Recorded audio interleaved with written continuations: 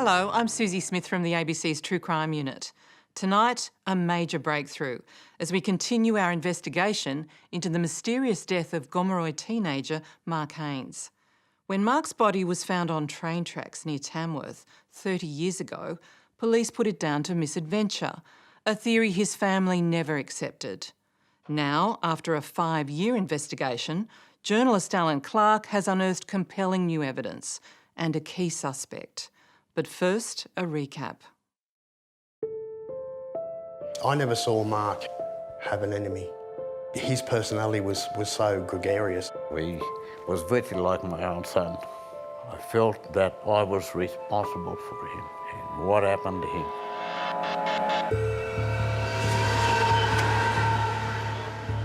I got a call from the driver on the freight train to say that he had passed over a body.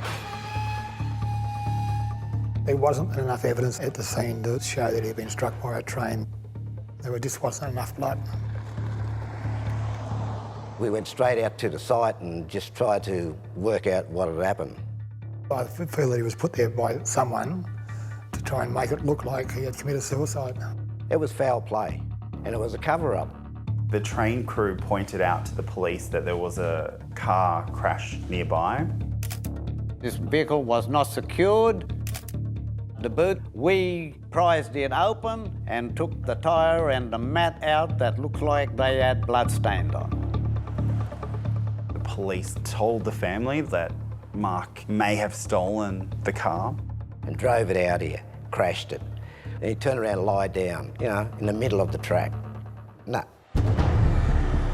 Where they went wrong, he couldn't drive a car.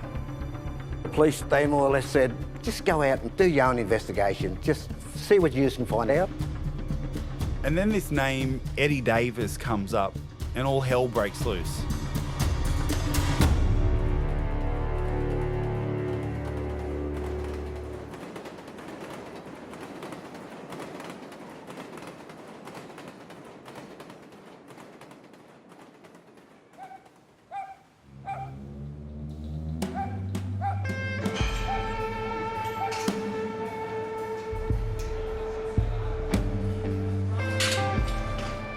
Eddie's name first gets linked to Mark's case 6 months after Mark's death, and 2 anonymous teenagers at the time gave police statements based on what they heard at a party. These statements allege that Eddie was a bit of a muscle for hire and that Mark had been planning to steal some marijuana crops from a nearby plantation, and that it was a warning gone too far or gone wrong. And to cover it up, Mark was put on the train tracks.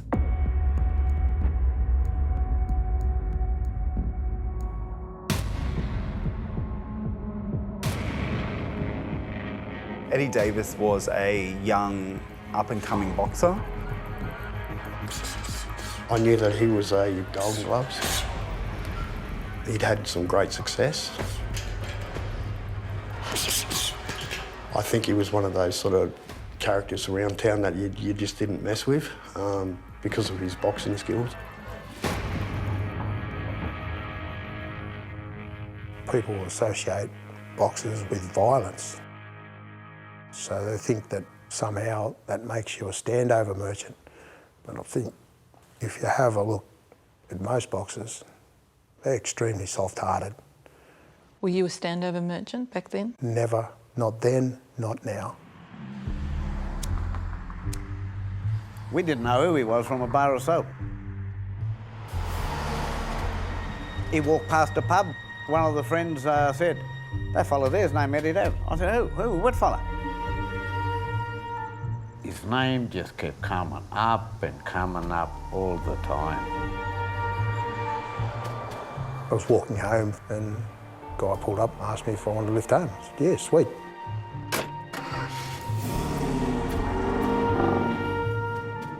And then we drove to somewhere on Wild Road and just stopped the car. The guy on the left of me said, you killed my nephew, didn't you? And I was a bit taken aback. I couldn't understand who he meant. Oh, we may have given him a ride home one time, yeah. Did you do anything to him? No.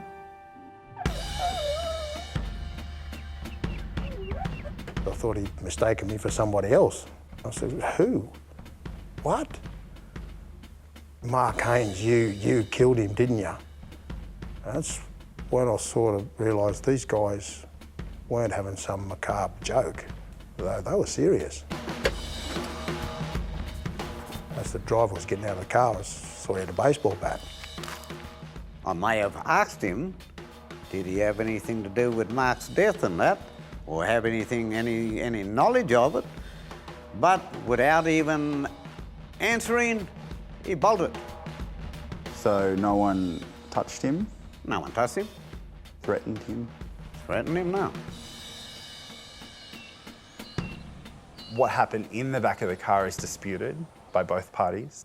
But what we do know is it was the catalyst for a really nasty period after that.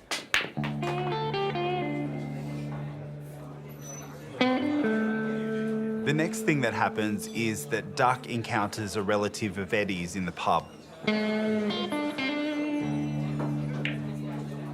This lad walks up to me, I didn't know who he was.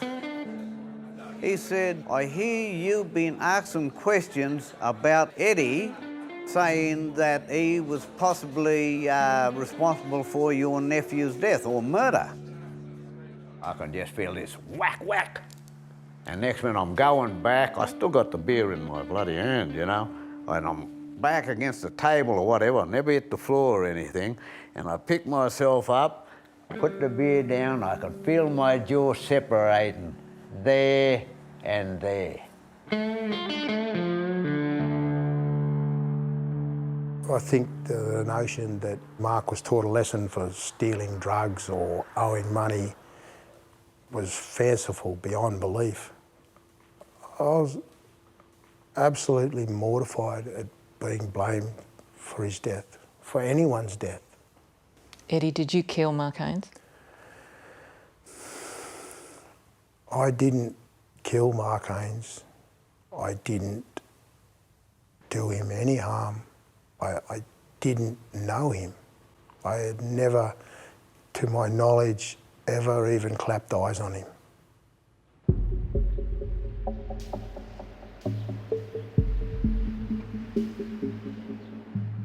I've tried really hard to find a connection between Mark and Eddie, and I just can't find a connection at all.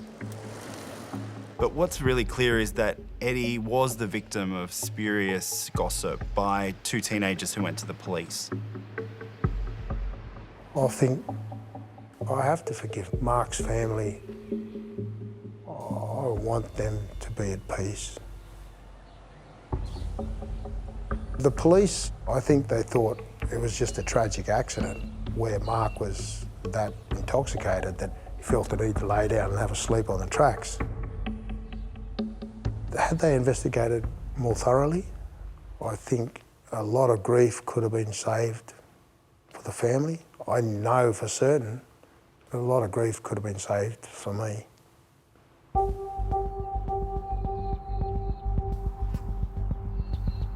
The inquest into Mark's death began in October 1988. Well, we was hoping that the truth would have came out. Mark's parents were broken. It was just a horrendous ordeal discussing the circumstances of your child's death. It went for 2 sittings, and a number of things came out that shocked the family and, in fact, validated their concerns that the police weren't doing their job. The scene at the tracks where Mark's body was found had a lot of strange objects scattered around, including a towel under his head. There was also bits of wrapping paper, book covers, and a pillow. And in fact, the family went out there and recovered some of this potential evidence and took it into the police. They were later told, well, it fell out of an evidence bag. The police lost the towel that was under Mark's head. They admit that in the inquest. About a kilometre away from Mark's body was a stolen car that was then linked to Mark. The police never bothered to fingerprint it, and their excuse was that it was raining. The car had a connection to one of Mark's mates. In fact, this guy worked for the man who owned the Tirana, and the owner of the Tirana had reported it stolen. A lot of the items that were found at the track actually came from a box of presents the owner of the Tirana had been keeping in the back of the car.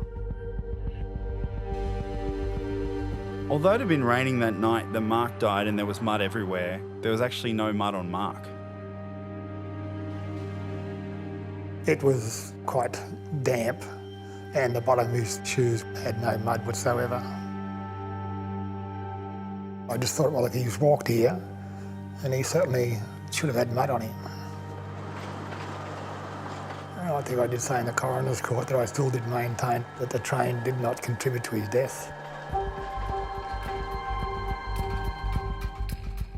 So the other thing that comes up in the inquest is this mysterious white box.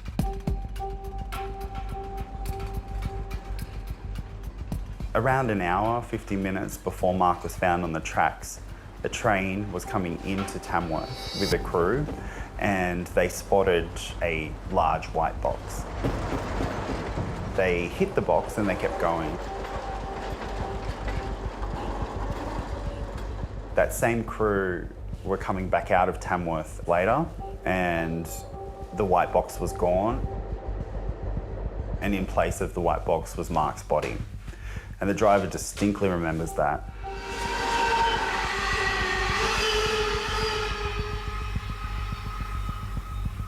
There are several theories. I think the one with the most credence would be that someone placed the box on Mark in an effort to hide his body. I looked at the coronial papers and there's shrieks of alarm going off. The crime scene wasn't properly secured.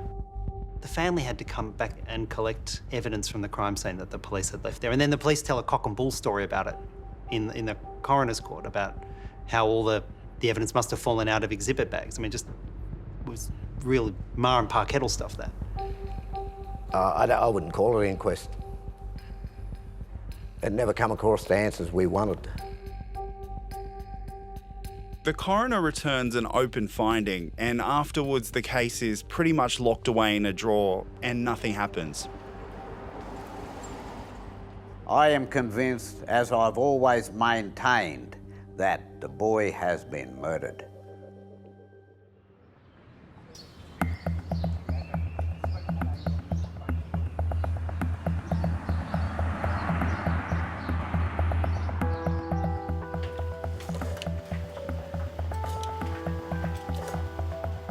I was leafing through Mark's autopsy report and under injuries came across a line saying subdural hematoma. The issue is that the subdural hematoma never came up once in the coronial inquest. The forensic pathologist never brings it up, and I thought, I actually need a medical expert to go through this. In terms of specific injury, I think the cause of death was a subdural hematoma. It's a collection of blood over the surface of the brain between one of the thick layers covering the brain and the brain tissue itself. By far the biggest revelation Dr. DeFleu pointed out to me was that a subdural hematoma, which Mark had, is often caused by someone who is physically assaulted or someone who sustained a head injury in a car crash.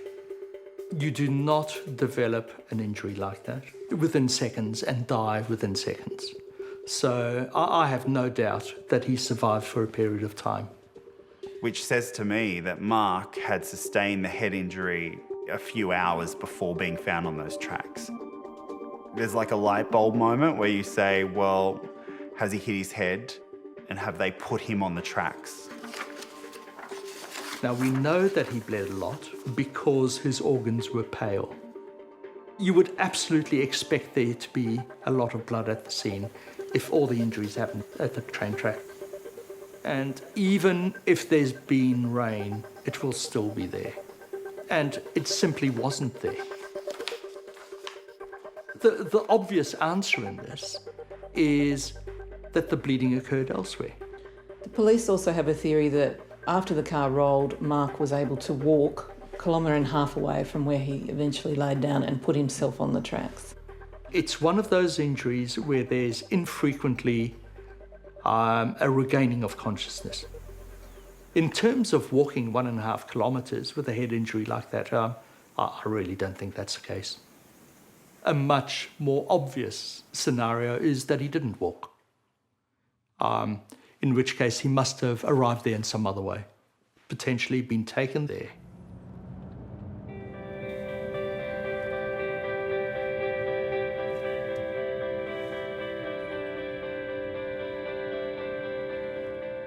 A few weeks before the 30th anniversary of Mark's death, his family got confirmation from the coroner's court that they still had some of Mark's tissue samples taken from his organs, which was a real shock to the family because they didn't know that they had been kept.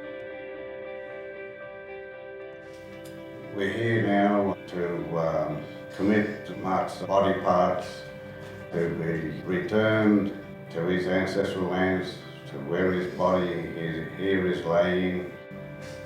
His remains are finally home, and we can finally put him to rest. It was a very poignant moment returning these parts of Mark to country, because as a black person, you can't fully rest after you've died if all of you is not on country. The little story about Mark, this one, the story about leading to the railway line tracks where they found him.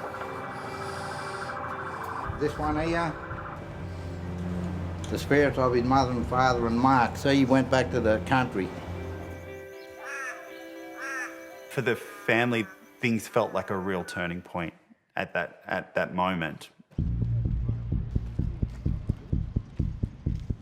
There's knowledge out there. Someone knows something. We need those people to come forward. Significantly, we can announce today a major reward has been offered of $500,000 to assist police and the family in getting some resolution. Family maintains that this was a solvable case if at that time the police had taken the necessary actions to secure the scene and associated evidence. Felt like this strange moment where things crystallised, and for the first time I'd seen in the last 5 years, there was hope from the family that things were happening. There's also hope that the police were taking them seriously for once. And within a few months of that anniversary, things started to shift very dramatically in my investigation. I went back to Tamworth to start a podcast series on Mark's death, and I also wanted to go and meet Faye's suitor. Faye's son Terry was one of the teenagers with Mark earlier on the night that he died. She's agreed to actually speak openly and on the record about what she knows. She's been in contact with the detectives here as well, and that's a big break in the case. He was still a teenager, but he was a loving boy. This is my son's box, I call it. I made it myself out of a shoebox. Every now and then I bring the box out and I go through it. That's Terry's final message. Love you all, but can't handle life. Love, Terry. Six months after Mark died, Terry took his own life. He just looked like he was asleep. And it was just left to me to bury him. Terry couldn't even kill a rat, but I think he was involved. I believe Mark Haines was killed by someone else, not a train. What do you think happened on the night of Mark's death? Well, I think Terry was with all these people and he was the driver of the car that manoeuvred everybody, you know, like to and from, and the dumping of Mark Haines's body. And then was witness to Mark being placed. Yeah, witnessed or knew exactly what happened. And to me, that's what he would have meant on his letter by life is too hard to live. Faye thinks there were two cars involved. One was the car that was found near Mark's body and Terry's car, which disappeared shortly after. Faye said she was getting her information about Terry's role in Mark's death from close family members. And you are certain that this person's telling the truth? Yes. In fact, one of them was her 14-year-old son, Michael, who says that Terry woke him up much later in the night and took him out to the tracks. It's true. He says that he saw his brother kneeling down over a dead body on the section of train track where Mark was found. He told his family and they also told the police about this incident. It's taken 3 years on and off to try and actually sit down and talk to Mick. In my heart, I want to say I hope my brother had nothing to do with Mark's death.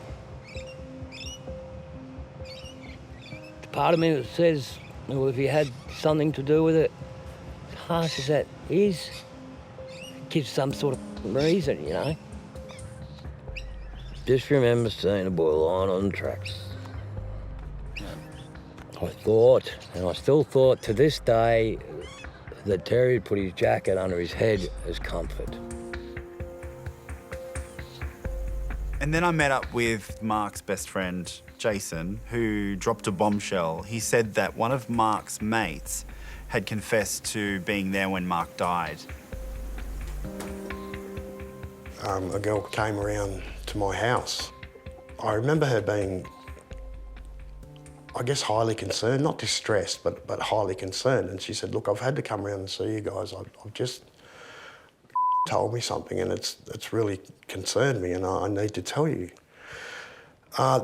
Basically, he said that he was there that night, the night that Mark was killed, and that he had put his body on the tracks.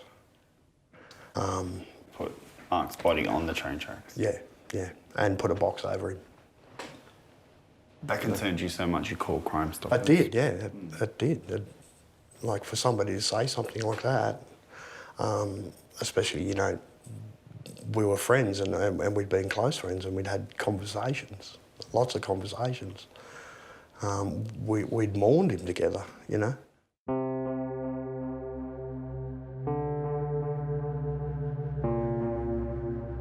This person I've kind of always felt had a connection to the case, but I had no way to kind of prove it.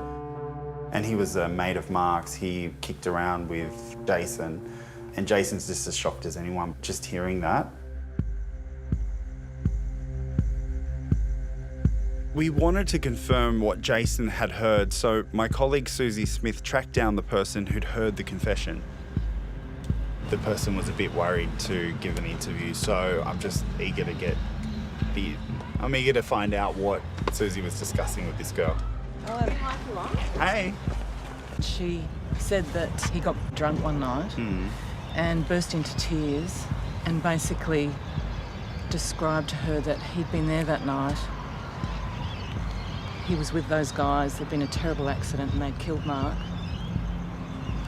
That they'd laid him on the railway tracks and they'd put a big white box on top of him. A big white box.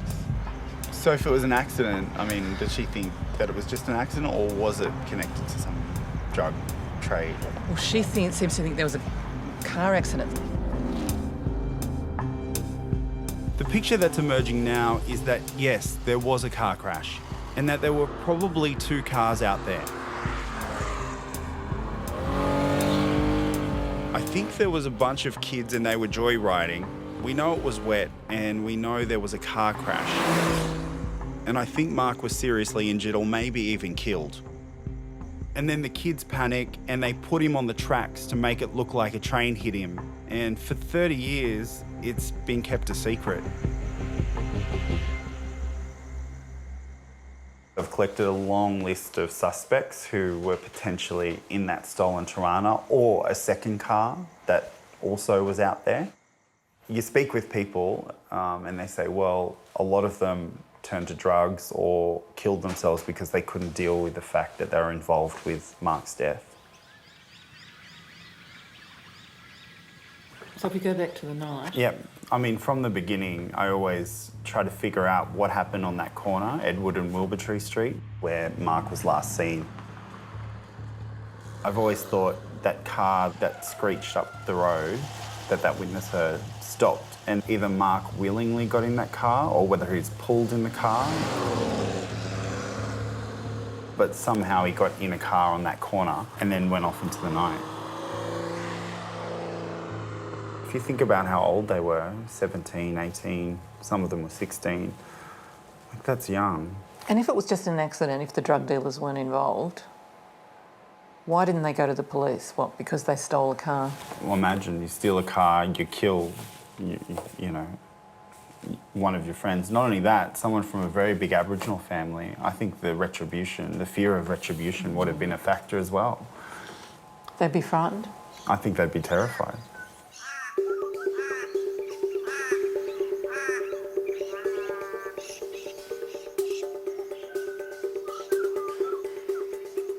We actually found the person who we were told made the confession about being in the car crash. And after a lot of calls, he agreed to an interview. And I have no idea what to expect. All right. Thanks for agreeing to have a yarn with me. No worries, Glenn. mate. And you were quite good mates with Mark? Yeah, very good mates. Yeah. You were with him the night before he died. Yep. There are some people who have told me that they think you were involved in Mark's death. Have you heard that? No, I haven't heard that, but mate, people can think what they want. I know the truth. I wasn't there, so. Yeah. And look, I just want to put it to you because it's only fair, and this is what people have told me. They believe that you had taken the car, picked up Mark, then with a few other people, and then crashed it near the train track. And someone's put him on the train tracks. No idea what you're talking about. You didn't kill Mark? No, absolutely, categorically no. Wasn't involved in it, know nothing about it. You weren't out there on the train tracks that night? Absolutely not. Have the police talked to you at all? They'll be talking to me again in June. I mean, if I knew something, I would 100% tell you. Right? No word of a lie, no doubt at all. If I knew something, I would tell you.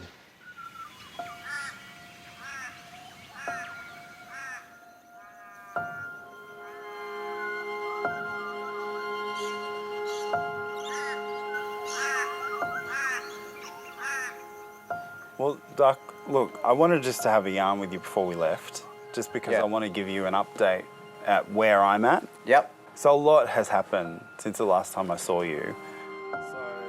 When I went back to Duck and tell him about what we'd found, he accepted the theories we were putting to him. And as Duck does, he tries to talk it through. Okay, so anyway, with the subdural hemorrhage, within 2 hours, lights are out.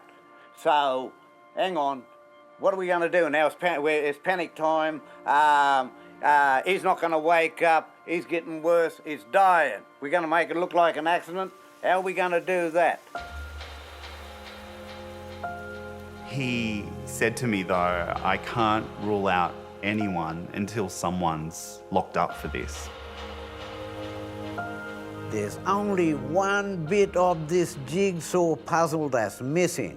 This one piece will tie it all together. No doubt, Mark's case has taken over my life. It's become much more than just a journalist-source relationship. You have to be invested emotionally to see it through. So many of our mob around the country go without ever finding out what happened to their loved ones. I feel like Mark's family deserve much more than that.